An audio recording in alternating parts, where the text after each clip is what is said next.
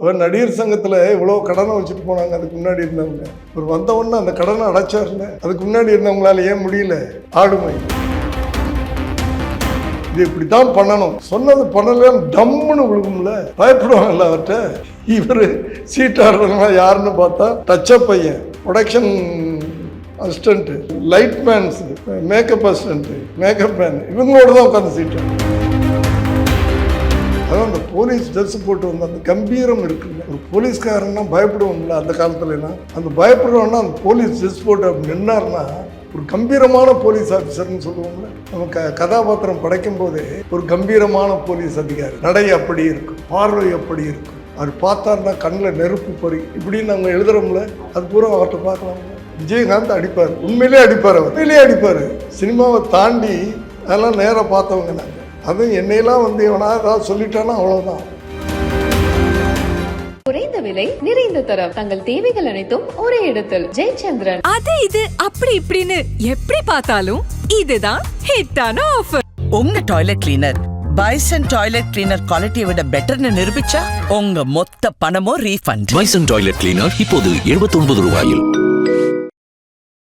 இந்த உறவு வந்து ஒரு குரு சிஷ்யனுக்கு உண்டான ஒரு உறவு. ஒரு டைரக்டர் நடிகன் அப்படின்னா அவர் தொடர்ந்து அத்தனை படங்கள் ஒரு டைரக்டர்கிட்ட வேலை செஞ்சிருக்க மாட்டார். ஏன்னா நான் வந்து அவ்வளவு ஸ்ட்ரிக்டான ஒரு கோவக்கார ஒரு இயக்குனர். கோவம் வந்தால் எனக்கு கண்ணு மண்ணு தெரியாது, யாரை திட்டுறோம் எப்படி திட்டுறோம் எதுவுமே எனக்கு தெரியாது. அப்படியாப்பட்ட ஒருத்தட்ட அத்தனை படம் அன்போட வேலை செஞ்சிருக்கிறாரு, பணிவோட வேலை செஞ்சிருக்கிறாரு அப்படின்னு சொன்னால் அவர் என்னை அந்த குருவாக மதித்ததா. ஒருத்தர் புரிஞ்சுக்கிட்டேங்க. அதாவது கோபம் வந்து அவர், அதான் நான் சொல்லிட்டேன்ல, ஒரு இயக்குனராக அவர் என்ன நினச்சிருந்தாருன்னா, அவர் ஒரு நடிகனாகவும் நான் ஒரு இயக்குனராகவும் நினச்சிருந்தாருன்னா, ஒரு 5 படம் 6 படத்துக்கு பிறகு ஒரு பெரிய சாட்சிக்கு பிறகு ஒரு பெரிய இடத்துக்கு போனார். அப்போ இந்த ஈகோ வந்திருக்கும், நீயா நானான்ற ஈகோ. இந்த 17 படம் பண்ணோம்ல, அந்த 17ஆவது படத்தில் கூட எங்களை 2 பேருக்கும் அந்த ஈகோ வந்தது கிடையாது. நீ என்ன நீ பெரிய டைரக்டரா அப்படின்னு அவர் நினச்சது கிடையாது, நீ என்ன பெரிய நடிகனான்னு நான் நினச்சது கிடையாது. புரியுதா? இங்கே 2 பேருக்கும் அப்படிப்பட்ட ஒரு தெய்வீகமான உறவாக தான் குரு சிஷ்யன்றது இப்போல்லாம் கிடையாது. அந்த குருகுலம்னு சொல்லுவாங்கல்ல, இங்கே ஆரம்ப காலத்தில் ஒரு 50 வருஷத்துக்கு முன்னாடி நாங்கள்லாம் வந்து, நான் அசிஸ்டன்ட் டைரக்டராக இருக்க பீரியட் சொல்கிறேன், 70ல் அசிஸ்டன்ட் டைரக்டராக இருக்கும்போது அவுட்டோருக்கு போகிறோம், டிஸ்கஷனுக்கு போகிறோன்னா டைரக்டர் துணியில் நாங்கள் துவைச்சி போடணும், காஃபி கொண்டாந்து கொடுக்கணும், டீ கொண்டாந்து கொடுக்கணும், அவர் சாப்பிட்டாருன்னா தட்டை கழுவி வைக்கணும். அப்படி இருந்த ஒரு உறவு, அதுதான் குரு சிஷ்யன்றது, குருகுலம்னு சொல்லுவாங்கல்ல. புரியுதா? புரியுது சார். அப்படி இருந்த சினிமா கொஞ்சம் கொஞ்சமாக போய் இன்னைக்கு டைரக்டர் அசிஸ்டன்ட் டைரக்டர் எப்படி பேசிக்கிறாங்கன்னா, டேய் மாப்பிள்ள எப்படிடா இருக்க, நல்லா தான் இருக்கேன்டா மச்சான். இப்போ ஒரு டைரக்டரும் அசிஸ்டன்ட் டைரக்டரும் அப்படி தான் பேசிக்கிறாங்க. அப்படி ஆகி போச்சு இன்னைக்கு. அது தப்புன்னு சொல்ல வரல, காலத்தின் மாற்றம். ஓகே, விஜயகாந்த் அவர்களுக்கும் எந்த ஒரு டைரக்டர் எந்த ஒரு சீன் சொன்னாலும் டைரக்டர் சொல்லிட்டாரா, அடுத்த மறுபேச்சு கிடையாது அப்படின்றதுல தெளிவா இருப்பாங்கன்னு சொன்னாங்க சார். அவர் உண்மையிலே டைரக்டர் ஒரு விஷயம் சொல்லிட்டா அதை மீறவே மாட்டாரா சார்? டைரக்டர் கொடுக்குற மரியாதை இல்லை. அதாவது டைரக்டர் அவதான் ஒரு ஹீரோவை உருவாக்குறாருன்றதை புரிஞ்சுக்கிட்டு புரியுதா? டைரக்டர் நினைச்சா ஒரு சாதாரண ஒருத்தனை கூட வழியில் போறவனை கூப்பிட்டு ஒரு ஹீரோவா உருவாக்கிட முடியும் அப்படின்னு முழுசா நம்பக்கூடிய ஒருத்தர். அதனால அந்த டைரக்டருக்கு ஒரு மரியாதை கொடுப்பாரு. அந்த மரியாதையின் காரணம் தான் வெளிப்பாடு தானே. நடிகர் சங்கம், அவர் நடிகர் சங்க தலைவராக இருந்தபோது ஐயா சிவாஜி கணேசன் அவர்களோட ஊர்வலம் சரி, மனோரமாட்சி ஊர்வலம் சரி, சின்ன சின்ன நடிகர்களோட இறுதி ஊர்வலத்தை நாங்கள் பார்த்துருக்கோம் சார். ஆனால் இவரோட இறுதி ஊர்வலத்தில் நடிகர் சங்கம் இன்னும் பெரிய அளவில் பங்கு கொள்ளலாமே அப்படின்ற அளவுக்கு எல்லாருக்கும் ஒரு கேள்விக்குறி வந்தது.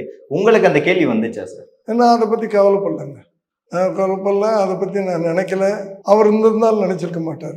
ஏனென்றால் அவர் ஒரு நடிகனாக சாகவில்லை.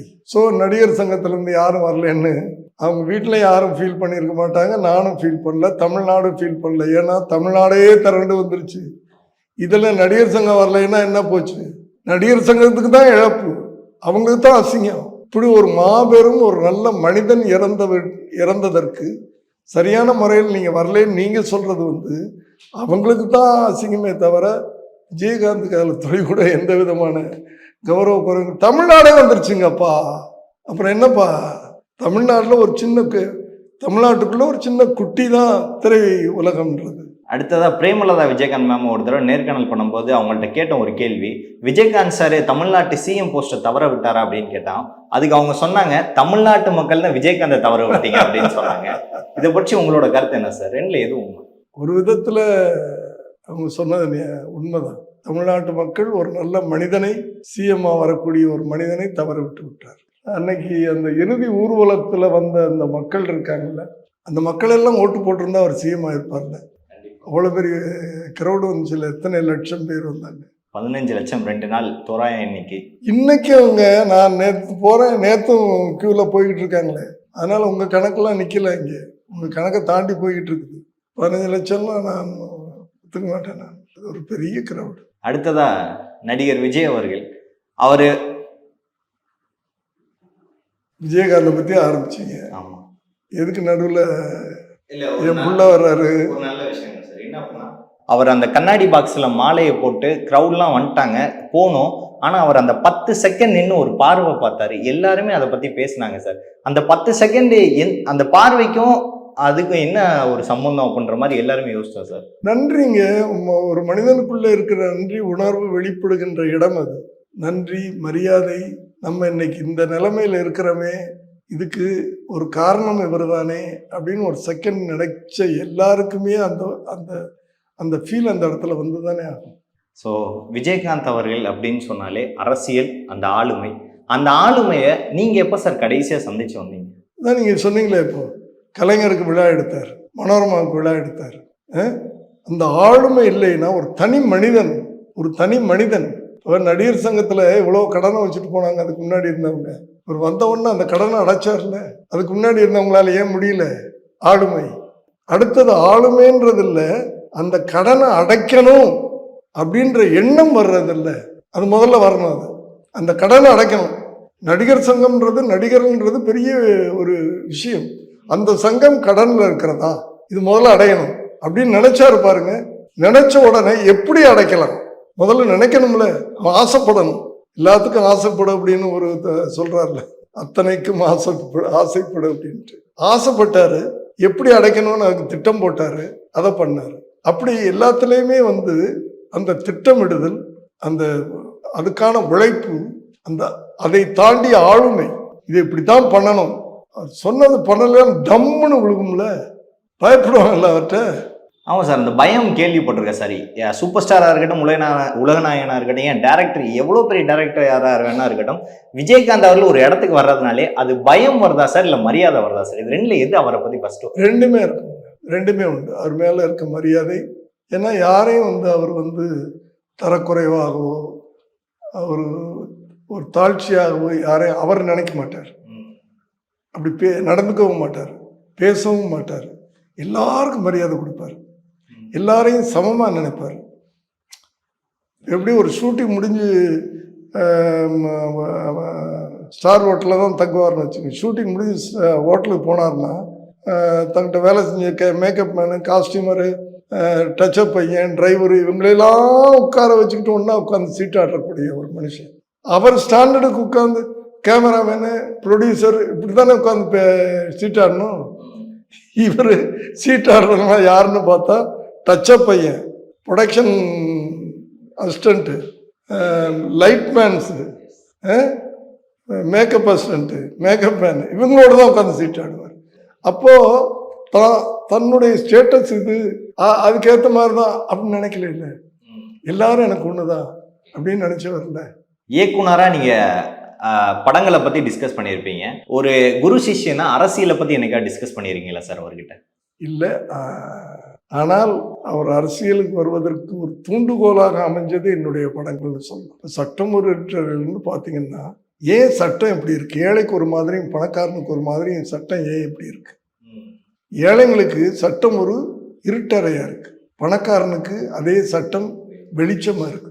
இது ஏன் இந்த பாகுபாடு? என்னைக்கோ உருவான சட்டத்தை ஏன்டா இன்னும் மாத்தாம வச்சிருக்கிறீங்க அப்படின்னு ஒரு கான்செப்ட். அப்படி அவர் வாழ்க்கை ஆரம்பிச்சதே இப்படி ஒரு படம். சாட்சி, ஒரு போலீஸ் அதிகாரி, எவ்வளவு சாக்ரிஃபைஸ் பண்ணி ஒரு போலீஸ்னா இப்படித்தாண்டா இருக்கணும், ஒரு போலீஸ் அதிகாரின்னா இப்படித்தான் இருக்கணும். அதான் அந்த போலீஸ் ட்ரெஸ் போட்டு வந்த அந்த கம்பீரம் இருக்குல்ல, ஒரு போலீஸ்காரன்னா பயப்படுவோம்ல அந்த காலத்துல எல்லாம். அந்த பயப்படுறோன்னா அந்த போலீஸ் ட்ரெஸ் போட்டு அப்படி நின்னார்னா ஒரு கம்பீரமான போலீஸ் ஆஃபீஸர்னு சொல்லுவோம்ல. நம்ம கதாபாத்திரம் படைக்கும் போதே ஒரு கம்பீரமான போலீஸ் அதிகாரி, நடை அப்படி இருக்கும், பார்வை அப்படி இருக்கும், அவர் பார்த்தாருன்னா கண்ணில் நெருப்பு பொறி இப்படின்னு நம்ம எழுதுறோம்ல, அது பூரா அவர்கிட்ட பார்க்கலாம்ல. புரியுது சார். எஸ்சிஎஸ்சி அவர்கள் விஜயகாந்த் அவரோட லைஃப்ல இப்படி என்னுடைய படங்கள் அத்தனை கடைசியில பண்ண பெரியண்ணா முதற்கண்டு சமுதாயங்களுக்கு தேவையான விஷயங்களை சொன்ன படங்கள், தவறு செஞ்சவங்களை தட்டி கேட்ட படங்கள், ஏழை மக்களுக்காக கோதால இறங்கி போராடின படங்கள், என்ன சொல்றது, அதிகார வர்க்கத்தை எதிர்த்து போராடின படங்கள், அரசியல்வாதியா இருந்தாலும் சரி மதவாதியாக இருந்தாலும் சரி, தப்பு பண்ணினா நீ தப்பு பண்ணடா அப்படின்னு சொன்ன அத்தனை படங்கள்ல நடிக்கும் போது என்ன ஆயிடும்னா நம்ம மைண்டே வந்து அந்த அந்த அதுக்கு போயிடும். ஏழைங்களுக்கு உதவி பண்ணணும், தப்பு நடந்தால் தட்டி கேட்கணும், அரசியல்வாதின்றவன் நம்ம ஓட்டு போட்டு வர்றவன், நம்ம செலக்ட் பண்ணி நமக்கு சர்வீஸ் பண்ணணுன்றதுக்காகத்தான் நம்ம ஓட்டு போட்டு கொண்டாடுறோம். அவனுக்கு நீ ஏன் பயப்படணும்? ஒரு விதத்தில் உனக்கு சர்வீஸ் பண்ணுறதுக்காக நீ செலக்ட் பண்ண உன் சர்வெண்ட் அவர், அப்படித்தான் நம்ம அந்த சர்வெண்ட்டுக்கு நம்ம ஏன் பயப்படணும்? அவன் ஓட்டு போடுற வரைக்கும் அவங்க இப்படித்தானே வர்றாங்க, ஐயா ஓட்டு போடுங்க, ஐயா ஓட்டு போடுங்க, இல்லைன்னா இப்படி வர்றாங்க, இல்லைன்னா இப்படி வர்றாங்க. ஆனால் ஓட்டு போட்டு ஜெயிச்ச உடனே அவன் பாஸ் ஆயிடுறான், கடவுள் ஆயிடுறான். நம்ம அவங்க வீட்டுக்கு போய் அவங்கள பார்க்கணுன்னா ரோடில் நிற்க வேண்டியது. இதெல்லாம் ஏன்னு கேட்ட படங்கள் தானே அவர் பண்ண படங்கள் தான். ஸோ அது ஆட்டோமேட்டிக்காக மைண்டில் இறங்கிடும்ல. 70% படங்கள் அப்படி இருக்கு சார்.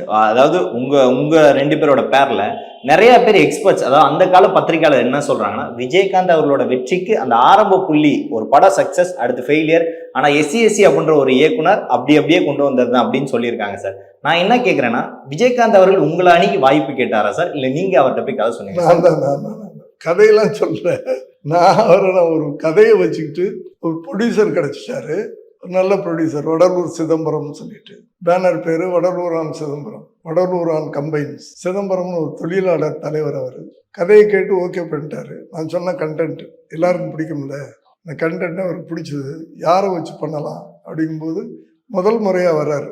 அவர் எப்படின்னா, இந்த ஊர் சேஷாயி இண்டஸ்ட்ரி, வடலூர் சேஷாயி இண்டஸ்ட்ரி தொழிலாளர் தலைவர், தொழிலாளர்களுடைய பணத்தை போட்டு படம் எடுக்கிறார். ஸோ அது சேஃபாக அவங்க போய் திருப்பி சேரணும் இல்லையா, அதுக்காக சேஃபான கேம் ஆடணும்னு சொல்லிட்டு ஒரு ஹீரோவை செலக்ட் பண்ணுறாரு. இந்த ஹீரோ வச்சு, ஏன்னா அன்னைக்கு அந்த ஹீரோ ஒரு 2-3 படங்கள் இட்டு கொடுத்த ஒரு ஹீரோ, அவரை வச்சு படம் பண்ணணும்ட்டு. எனக்கு என்னமோ அந்த ஹீரோ ஒரு கேரளா ஆர்டிஸ்ட், ஆனால் தமிழ் படத்தில் நடித்து ஹிட் ஆகிட்டு வருது. எனக்கு என்னமோ தெரியல, அந்த ஒரு நீங்கள் சொன்ன அந்த மேன்லினஸ், என்னுடைய கதாபாத்திரத்துக்கு அந்த மேன்லினஸ் தேவைப்பட்டுச்சு. ஒரு பெரிய நடிகனாக நான் செலக்ட் பண்ணுறேன், அந்த மேன்லினஸ் வேணும். இப்போ இவர் 10 பேர் அடிப்பாடுறா அப்படின்னா இவர் அடிப்பாடுறா, விஜயகாந்த் அடிப்பார், உண்மையிலே அடிப்பார், அவர் உண்மையிலே அடிப்பார். சினிமாவை தாண்டி அதெல்லாம் நேராக பார்த்தவங்க நாங்கள். அதுவும் என்னையெல்லாம் எவனாவது ஏதாவது சொல்லிட்டான்னா அவ்வளோதான். அவர் பிடிச்சமானவங்களை எவனாவது ஏதாவது சொல்லிட்டான்னா இறங்கிடுவார். கோதால் யார் என்னெல்லாம் பார்க்க மாட்டார். அப்படியாப்பட்ட ஒரு மேன்லியான ஆண்மைத்தனம் உள்ள ஒரு ஃபிகர் எனக்கு வேணும் அப்படின்னு தேடிட்டு இருக்கும்போது இவர் கண்ணில் பட்டார். அடுத்தது அவர் கண்ணுடைய பவர், அது ஒரு பெரிய பவர். ஒரு நடிகனுக்கு சோகத்தை காட்டணும், எதில் காட்ட முடியும்? வீரத்தை காட்டணும், பரிதாபத்தை காட்டணும், கோபம், எல்லாமே கண்ணில் தானே காட்டணும். இப்போ அந்த காலத்து படம்னா, நான் உன் மீது இறக்கப்படுகிறேன், என்னை பார், எல்லாம் டைலாக்ல சொல்லுவோம். அதே மாதிரி கோபம் இருந்துச்சுன்னா என் நரம்பு துடிக்கிறது, என் மீசை துடிக்கிறது, கண்ணு சிவந்து விட்டது அப்படின்னு டைலாக்ல சொல்லுவோம். இப்போ அதெல்லாம் கிடையாது. க்ளோஸ்அப்பில் வச்சா காட்டணும், நீ கோபத்தை காட்டணும், உன் கருணையை காட்டணும், உன் காதலை காட்டணும், உன் கோபத்தை காட்டணும், உன் வீரத்தை காட்டணும் இல்லையா? அப்படி விஷுவலாக மாறி போன காலகட்டங்களில் இந்த பையனுடைய கண் இப்படி இருக்கே, நம்ம கதாபாத்திரம் ஒரு கோவக்கார இளைஞர், இதுதான் வேணும். பிடிவாதமாக அவரை போட்டணும். ஒரு படம், ஒரு நடிகர் அப்படின்னு எடுத்துக்கிட்டா, நீங்க சுத்தி இருக்கிற எல்லா நடிகர்களும் சரி, நீங்க இயக்குனர்களும் சரி, அவரை பத்தி ஒரு சொல்ற விஷயம், 10 பேர்னாலும் நேரில் அடிப்பாரு, ஒரு நெல்லு மூட்டை இப்படி ஓட்ட போட்டு கூட அவ்வளோ ஒரு வீரமா நடந்தது அப்படியே சொல்றீங்க சார். ஆனா அரசியல் வந்ததுக்கு அப்புறம் ஒரு நடிகரோட வாழ்க்கை வேற மாதிரி ஆயிருதா அந்த உடல் நலத்துல? அரசியலுக்கு வந்ததுனால உடல் நலம் மாறல. அவருக்கு நடந்த ஒரு சின்ன வியாதி வந்துச்சு. அந்த வியாதிக்கு சர்ஜரி பண்ணாரு. அந்த சர்ஜரிக்கு பிறகு தான் அவர் வந்து இந்த நிலைமைக்கு வந்தாரே தவிர அரசியலுக்கு வந்ததுனால இல்லை. அரசியலுக்கு வந்து என்ன கம்பீரமா இருந்தாரு. அப்போ அரசியலுக்கு வந்தவங்களுக்குலாம் வியாதி வரணும்னு அர்த்தமா? இல்ல அவர் வீரத்தை அப்படி பாட்டு ஒருவேளை அரசியல் பிரஷரா அப்படின்ற மாதிரி. இல்லை அவர் எதையுமே ப்ரெஷரா நினைக்கக்கூடிய ஆள் கிடையாதுங்க. எல்லாத்தையும் எதிர்கொள்ளக்கூடிய ஆள், எதிர்நீச்சல் போடக்கூடிய ஆள், எல்லாம் எவ்வளவு தடைகள் இருந்தாலும் தூக்கி போடக்கூடிய ஆள் தான் சொல்லுவாங்களா அவரை பற்றி. அவர் மதுரையில் வந்து ரைஸ் மில்லில் வேலை செய்யும் போது ஒத்த கையில் ஒரு மூட்டையை அப்படி தூக்கி அப்படி போடுவார். ஒத்த கையில் நான் பார்த்ததுல சொல்லுவாங்க. அந்த ஊரில் மதுரைக்கு போனேன், என்னங்க ஒரு மூடையை அப்படி ஒத்த கையில் அப்படி தூக்கி ஓட்ட போட்டு அப்படி தூக்கி அந்த நெல்லை அப்படி அந்த மில்லு இதுக்குள்ள அந்த மிஷினுக்குள்ளே போடுவாங்கல்ல, ரைஸ் மில்லுக்குள்ள அப்படி பண்ணுவார் அப்படின்னாங்க. அவரோட உச்சபட்ச கோபம் என்ன, உச்சபட்ச குணம் என்ன நீங்க பார்த்தது, பக்கத்துல இருந்து பார்த்தது? உச்சபட்ச கோபம் வந்து என்கிட்ட அவர் கோவப்பட்டதே கிடையாது. முதல்ல அவர்கிட்ட நான் தான் கோவப்பட்டிருக்கேன். ஆனால் அந்த கோபத்தை அவர் கொஞ்சம் கூட மனசில் வச்சுக்க மாட்டார். உச்சபட்ச ஒரு மரியாதை, உச்சபட்ச நன்றி, உச்சபட்ச தாழ்ச்சி, இதைத்தான் நான் அந்த அவர்கிட்ட நான் பார்த்துருக்கேன். கோவப்பட்டு என்னுடைய செட்லையோ எதுலையுமே கோவப்பட்டு நான் பார்த்தது. உச்சபட்ச குணம்னா இந்த விஷயத்துல என்ன? கருணை, உதவி பண்றது, மற்றபடி தாழ்ச்சி, நன்றி, இதெல்லாம் வந்து விஜயகாந்த். நன்றி அப்படின்னு சொன்னீங்க சார். மற்றவங்க நன்றியை மறந்துட்டா கூட இவர் அதை பத்தி பெருசா பொருட்படுத்த மாட்டார். இவருடைய வேலையை பண்ணிக்கிட்டே போவார். எதை பத்தியும் கேர் பண்ண மாட்டார். இப்போ ஒரு ஆரம்ப காலங்களில் எல்லாரும் சொல்லுவாங்க, ஒரு பெரிய ஹீரோயினை போடலாம் அப்படின்னு போனால் அந்த ஹீரோயின் அவரோட நடிக்க மாட்டேன் அப்படின்னு சொல்லுவாங்க. அதையெல்லாம் அவர் சேலஞ்ச் எடுத்துக்கிட்டார். நீ நடிக்க மாட்டேன்னு சொன்னில, நீ என் படத்தில் நீயா வந்து வாய்ப்பு கேட்கணும், அந்த அளவுக்கு நான் மேலே போய் ஆக்கு அப்படின்னு பண்ணவர். அவர் தன்னையே உயர்த்திக்கிட்டு யாரும் நடிக்க மாட்டேன்னு சொன்னாங்களோ அவங்களாம் வந்து உன் படத்தில் நடிக்கணும் கொஞ்சம் ரெக்கமெண்ட் பண்ணு அப்படின்னு சொல்ல வச்சவர். Okay sir. அடுத்ததா ஒரு மனிதர் வளர்றாருன்னா அவரை சுத்தி இருக்கிற எல்லாருமே ரொம்ப நல்ல விதமா பேசுவாங்க. ஒருத்தர் ஏதாவது ஒரு இடத்துல சின்ன தப்பு பண்ணா சுத்தி இருக்கிற எல்லாருமே பயங்கரமா விமர்சிக்கப்படுவாங்க. இது வந்து வாழ்க்கை, இது நியதி சார். ஸோ அப்படி இருக்கும்போது பிரேமலதா விஜயகாந்த் மேம் எந்த அளவுக்கு ஒரு விஜயகாந்த் சாருக்கு ஒரு அம்மாவா இல்ல மனைவியா, எந்த அளவுக்கு அவங்க கூட துணையான்னு இருக்காங்க? ஒரு மனைவியா கூட இருந்தாங்க. கடைசி வரைக்கும் அது அவரை பார்த்துக்கிட்டாங்க. அதுல எந்த விதமான டவுட்டும் கிடையாது. எனக்கு அவங்க ரொம்ப பழக்கம் கிடையாது. எனக்கு பிரேமலதா வந்து பழக்கமே கிடையாதுன்னு சொல்ல போனோம். இங்கே பார்க்கும்போது அடியா அளவு சார் அப்படி சொல்லுவாங்களே தவிர மற்றபடி எனக்கும் விஜயகாந்துக்கும் உண்டான உறவு அந்த அது வேற, இது வேற. எந்த ஒரு டேரக்டருமே சார் 17 அந்த நீங்க சொன்ன மாதிரி தான் சார், அந்த 17ஆவது படம் பண்ணவங்க கூட ஒரு பிரச்சனை வராம எப்படி இருக்க முடியும்னா அது உங்ககிட்ட அது எப்படி இருந்தாரு அப்படின்றது ஒரே ஊருக்காரங்கனால செட் ஆயிடுச்சா சார் உங்களுக்கும் அவருக்கும்? இல்லை, அது ஒரு காரணம் சார். மண் வாசனைன்னு சொல்லுவோம்ல, அது ஒரு காரணம். இப்போ நான் தோக்கக்கூடாதுன்னு அவர் நினைப்பாரு, அவர் தோக்கக்கூடாதுன்னு நான் நினைப்பேன். அதனால தான் நான் ரெண்டாவது அவர் சட்ட ஓட்டுறையில் பெரிய ஹிட்டு, 2 பேரும் பெருசாக போனோம். அதுக்கப்புறம் நான் அதர் லாங்குவேஜஸ் போயிட்டேன். அவர் கொஞ்சம் டவுன் பீரியட் வந்தப்போ சாட்சின்னு ஒரு படம் வருது, PS வீரப்பாவுடைய சொந்த படம். அதுக்கு நான் இவர் தான் போடணும், மறுபடியும் அவரை நான் கொண்டாடணும்னு ஆசைப்பட்டதே வந்து மண் வாசனை தானே. நம்ம அறிமுகப்படுத்தலை, நம்ம படத்தால் பெருசாக வந்தார், ஒரு பீக்கு வந்தார். அவர் டல்லாக இருக்கிறாரு, திருப்பி கொண்டாடணும் அப்படின்னு நினச்சோம்ல, அது மண் வாசனை தானே. அடுத்து அவர்கிட்ட நான் ரசிக்கிறது என்னென்னா, உதவி பண்ணுறதுல வந்து கணக்கு பார்க்க மாட்டார். அதுதான் வேடிக்கை. இப்போ நான் வந்து ஒரு படத்தை கேட்டேன், வியாபாரமாக பார்க்கறது இல்லை. தொழில் அது ஒரு விதத்தில் வியாபாரம் தான். ஆனால் அவர் வியாபாரம் பார்க்க மாட்டார். ஒருத்தருக்கு ஹெல்ப் பண்ணணும் அப்படின்னு நினச்சிட்டாருன்னா அவ்வளோதான். அது காசு பணம்லாம் அப்புறம் தான். ஹெல்ப் பண்ணுறேன், என்ன சம்பளம் வேணும், சம்பளத்தை பற்றி பேசாதீங்க, ஹெல்ப் பண்ணுறேன்னு சொல்லிட்டேன், ஹெல்ப் பண்ணுறேன், அப்படி போகிறவர். உண்மையான உதவி. அங்கே சட்டம் ஓட்டுறரை வந்து அதுக்கு முன்னாடி ஒரு 2 படம் நடிச்சிட்டாரு. ஒரு படம் ரிலீஸ் ஆகிடுச்சு, இன்னொரு படம் ரிலீஸ் ஆகலை. இதுக்கிடையில் நம்ம படம் ரிலீஸ் ஆகிடுச்சு. அந்த படம் வந்து 80 பிப்ரவரியிலே என்னமோ பிப்ரவரியோ மார்ச்சோ அவரை நம்ம சந்திக்கிறோம். அதுக்கப்புறம் வந்து மே ஜூனில் ஷூட்டிங் ஆரம்பிக்கிறோம். அப்படியே ஆரம்பித்து ஒரு பேக். அவர் என்ன நினைப்பாருன்னா, ஜனவரி 1 அன்னைக்கு முதல் முறையாக 81 ஜனவரி 1 அன்னைக்கு ஷூட்டிங் வச்சுக்கிறோம் சார். நம்ம 2 பேரும் வேலை செய்யணும் சார். எல்லாரும் ஜனவரி 1 கொண்டாடணும்னு நினைப்பாங்க. வீட்டில் ரெஸ்ட்டு அப்படி இப்படி அங்கே போகணும் இங்கே போகணுன்ட்டு. அவர் சொல்லுவார், நான் சார் நம்ம 2 பேரும் வேலை செய்யணும் சார் ஜனவரி 1. இது எனக்கும் அதில் உடன்பாடு.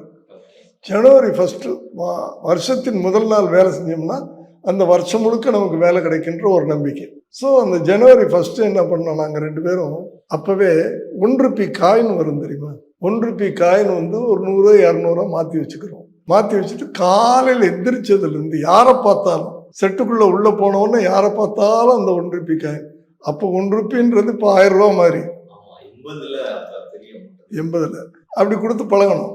இது என்ன ஆச்சுன்னா முதல் ஒரு 86 வரைக்கும் நினைக்கிறேன், 86 வரைக்கும் எவ்ரி ஜனவரி 1 நான் அவரும் ஒன்றா ஷூட்டிங்கில் இருப்போம். அது நாங்கள் நினச்ச மாதிரி அந்த ஃபுல் இயர் வந்து ஒர்க் இருக்கு. வருஷத்தின் முதல் நாள் வேலை செய்கிறோம். ஸோ அந்த வருஷம் பூரா பிஸியாக இருக்கிறோம் அப்படின்ற ஒரு நம்பிக்கை அது உண்மையிலேயே நடந்துச்சு. இன்னைக்கு வரைக்கும் நான் ஜனவரி 1 வீட்டில் இருக்க மாட்டேன், வேலை செஞ்சுக்கிட்டு இருப்பேன். அந்த 1 ரூபி காயின் கொடுக்க ஆரம்பித்தோம். ஒரு 2-3 படத்துக்கு பிறகு 10 ரூபா கொடுக்க ஆரம்பித்தோம். இப்போ நாங்கள் 100 ரூபா கொடுத்துக்கிட்டு இருக்கோம். யாரை பார்த்தாலும் அந்த ஜனவரி 1 யார் வந்து பார்த்தாலும் என்கிட்ட போன பெரிய பெரிய டைரக்டர்லாம் அந்த ஒரு 100 ரூபாய்க்காக வருவாங்க. ஏன்னா 100 ரூபான்றது சின்ன விஷயம், ஆனால் அந்த சாட்டை வாங்கணும் அப்படின்ட்டு வருவாங்க. அப்படி பழகணும் நாங்கள். அந்த மற்றவங்களுக்கு கொடுக்கணுன்ற அந்த இது வந்து அந்த 80லேருந்தே எங்கள் 2 பேருக்கும் வந்துச்சு. இன்னைக்கு வரைக்கும் அதை பண்ணிக்கிட்டு இருக்கிறோம். கண்டிப்பாக சார். மொழிகள் எல்லா டைரக்டரும் ஆக்டரும் ஒரு லெவல் போனோம்னு அடுத்த மொழிகளுக்கு போறீங்க. ஏன் சார் இவர் தமிழ் மொழியை தவிர மற்ற எந்த மொழியும் பண்ணல? உங்களுக்கு கண்டிப்பா ரீசன் தெரிஞ்சிருக்கு சார். இல்லை, அவர் அதில் வந்து பிடிவாதமாக இருந்தார். நான் தமிழன்டா அந்த ஒரு இதில் நான் தமிழ் படத்தில் தான் நடிப்பேன். தமிழ் மக்கள் தான் எனக்கு வந்து ஏற்றுக்கிட்டாங்க. அவங்க தான் எனக்கு சாப்பாடு போட்டாங்க. அவங்க தான் இந்த நிலைமை கொண்டாந்தாங்க. ஸோ நான் தமிழ் படத்தை தவிர எவ்வளோ வாய்ப்புகள் வந்துச்சு. ஏன்னா ஒரு பீரியடுக்கு அப்புறம் சில படங்கள் வந்து தெலுங்குலேயும் அக்செப்ட் ஆச்சு அவர் படங்கள். அப்போ கூட தெலுங்குல இருந்தால் வாய்ப்பு வந்துச்சு, முடியாது அப்படின்ட்டு. தமிழை தவிர எந்த படத்துலையும் நான் நடிக்க மாட்டேன் அப்படி பிடிவாதமாக இருந்தார். உறுதியாக இருந்தார். சண்டை காட்சிகள் இதை கேட்காம இருக்கவே முடியாது சார். ஒரு இயக்குனர்கிட்ட அவர் பண்ண சண்டை காட்சிகள் தனியா தெரியும் அப்படின்னு சொல்லுவாங்க. இது எப்ப இருந்து சார் அந்த சண்டை காட்சிகள் பீக் எடுக்க ஆரம்பிச்சிச்சு அவரோட? அவர் ஏற்கனவே வந்து நான் சொன்னேன்ல, ஒரு கோவக்காரன், ஒரு முரட்டு குணம் உள்ள ஒருத்தர், ரியலாகவே ரோட்டில் இறங்கி தப்பு நடந்தால் தப்பு பண்ணுறோன்னா அடிச்சிடுவார், டப்புன்னு அடிச்சிடுவார். அப்படியாப்பட்ட ஒரு ஸோ அவருக்கு அந்த முதல் படம், நீங்கள் முதல் 2 படமும் வந்து ஒன்று லவ் சப்ஜெக்ட், இன்னொன்று ஏதோ ஒரு ஃபேமிலி சப்ஜெக்ட், இனிக்கும் இளமையா ஏதோ ஒன்று, 2மே. நான் என்னுடைய படத்தில் இருந்து என்னென்னா ஒரு கோவக்கார இளைஞனை கொண்டாந்தேன். இயற்கையாகவே கோவப்படுகின்ற ஒரு மனிதனுக்கு இந்த கேரக்டர் போய் உட்கார்ந்த உடனே அந்த சண்டை போடுறது, டேய் என்னடா ஏன்டா அந்த தப்பு பண்ணுற அப்படின்னு அந்த கோபம் வரும்ல, அது கொஞ்சம் கொஞ்சமாக அந்த படங்கள் பண்ணி பண்ணி பண்ணி பண்ணி ஒரு ஆக்ஷன் ஹீரோ. ஏன்னா நீங்கள் வேர்ல்டு வைடு பார்த்தீங்கன்னா கூட அப்போல்லாம் வந்து சில்வர் ஸ்டார் எங்களுக்கு அப்போது 70களில். இப்போ மார்லன் பிராண்டோ அப்படின்றது வந்து சிவாஜி கணேசன் மாதிரி ஹைஃபை, இப்போ இன்னைக்கு கமல் மாதிரி இல்லையா. ஆனால் நாங்கள்லாம் ரசித்தது வந்து சில்வர் ஸ்டார். அதை மீறி நாங்கள் ரசித்தது வந்து ப்ரூஸ்லி. ஸோ இவங்களுக்கெல்லாம் லைஃப் ஜாஸ்தின்னு சொல்லுவேன் நான். ஆக்ஷன் ஹீரோங்களுக்கு எப்பவுமே லைஃப் ஜாஸ்தி அப்படின்னு சொல்லுவேன். அதான் அவர்கிட்ட சொல்லிக்கிட்டே இருப்பேன். ஸோ அவருக்கு அந்த ஆக்ஷன் மேலே கொஞ்சம் கொஞ்சமாக அந்த இன்ட்ரெஸ்ட் வர ஆரம்பிச்சது. அவருக்கு யாரும் கற்றுக் கொடுக்கல, செட்டில் என்ன சொல்லுவோமோ அவர் பண்ணிடுவார். அதுலேயும் அவருக்குன்னு ஒரு ஸ்டைல் உண்டு தெரியுமா. போய் ஒரு சின்ன ஒரு சேரில் ஏறி அப்படி அடித்து அப்படி வந்து லேண்ட் ஆவார். போய் அடித்தாப்புன்னு அடித்து இந்த லேண்ட் ஆகிறது இருக்கு பாருங்க, அது சிலருக்கு வராது. அடிச்சிடுவாங்க, அடிச்சுட்டு லேண்டிங் தனியாக எடுப்பான். இவர் அடிச்சுட்டு அப்படியே ரவுண்ட் பண்ணி டாப்னு அப்படின்னு அந்த நிற்கிற போஸே வந்து அழகாக இருக்கும். இப்படி தன்னை இந்த ஆக்ஷன் ஹீரோனா அப்படி தான் இருக்கணும். அதுக்கேற்ற மாதிரியா வரும். நீங்கள் உடம்பை பார்த்தாலும் அப்படி தான் இருக்கும். நீங்கள் இப்போ வந்து சொல்கிறீங்கள ஒரு சில, என்னையா இந்த ஹீரோ வந்து 20 பேரை அடிக்கிறேன், அது எப்படியா முடியும்? பட் விஜயகாந்த் பார்க்கும்போது அப்படி சொல்ல மாட்டேங்க. விஜயகாந்த் ஃபைட் பண்ணும்போது அப்படி சொல்ல மாட்டேங்க. அடி விழுந்துச்சுன்னா அப்படி இருக்கும். எங்கே போனாலும் அந்த படைபலம் கூடவே வருவாங்க சார். அந்த 5 பேரோ 10 பேரோ எப்போதுமே கூட இருப்பாங்க. ஆனால் அரசியலுக்கு போகும்போது மட்டும் ஏன் சார் அவர் யாரையுமே கூப்பிடலையா, இல்லை நீங்கள் போலையா சார்? அது என்ன? அது இல்லை, அப்படி கிடையாது. அரசியலுக்கு போகும்போது இப்போ அவர் அரசியலுக்கு வரணும்னு ஆசைப்பட்டேன். பட் அவரோட நான் போகணும்னு ஆசைப்பட்டேன். எனக்குன்னு ஒரு தனி ட்ரீம், அது வேற விஷயம். ஆனா அவரும் யாரையும் கூப்பிடலையா சார்? இல்லை, அவரையே கூப்பிடணும். அவருக்கு அவர் மேல் நம்பிக்கை எப்போவுமே வந்து தன் மீது நம்பிக்கை ஜாஸ்தி. அவருக்கு கூட இருந்த இப்ராஹிம் ராவுத்தரே காங்கிரஸில் அவங்க 2 பேருக்குமே திக்கஸ்ட் ஃப்ரெண்ட்ஸு. இவருக்கு வர வேண்டியதெல்லாம் அவர் தான் தீர்மானம் பண்ணக்கூடிய ஒரு நிலைமையில் இருக்கிறார். அவர் காங்கிரஸ் ஒரு டிஎம்கே சப்போர்ட்டராக இருந்தார். டிஎம்கேல சேரல, டிஎம்கே சப்போர்ட்டராக இருந்தார்.